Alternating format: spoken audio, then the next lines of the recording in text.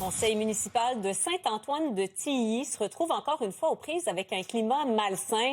Le maire José a même démissionné hier soir. Il se dit victime d'intimidation.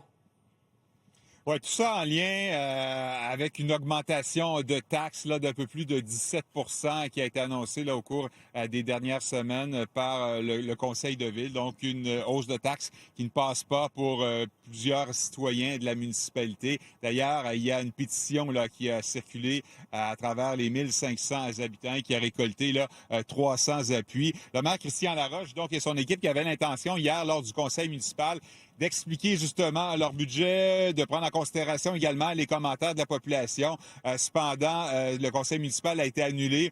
La direction donc de la ville qui a émis un communiqué pour annoncer la démission du maire Christian Laroche. Il y a un communiqué aussi, dans ce communiqué, on fait lire également certaines citations du conseil de ville, des conseillers qui soutenaient que la critique, peut être légitime, mais que malgré tout, et je reprends leurs mots, les attaques personnelles envers les élus n'avaient pas leur place dans une démocratie saine. En 5 ans, il s'agit du 3e maire de la municipalité à démissionner en plein mandat. J'ai rencontré le maire démissionnaire ce matin dans son restaurant dont il est propriétaire, un restaurant qui est situé d'ailleurs en plein cœur de Saint-Antoine-de-Tilly. La situation devenait insoutenable pour lui. Voici ce qu'il avait à dire justement concernant les propos haineux qu'il a reçus au cours des dernières semaines sur les réseaux sociaux.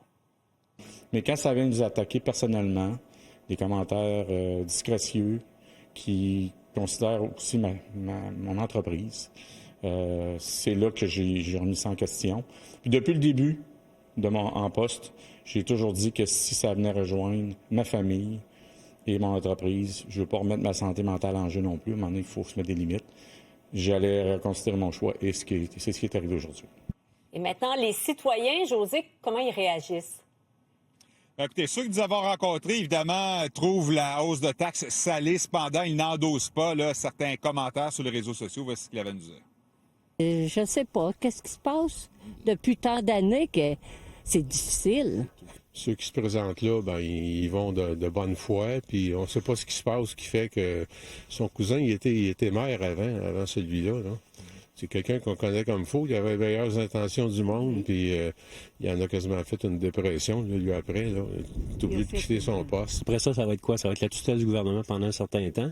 Ça va ajouter encore des frais à la municipalité. C'est pas une solution. Faut arrêter de chialer. À un moment donné, il faut prendre son gaz égal, comme on dit.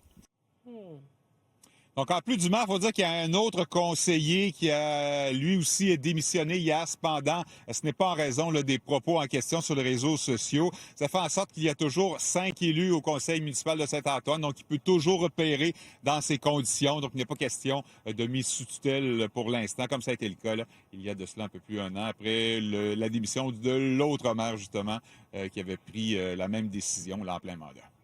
Merci beaucoup, José. Au revoir.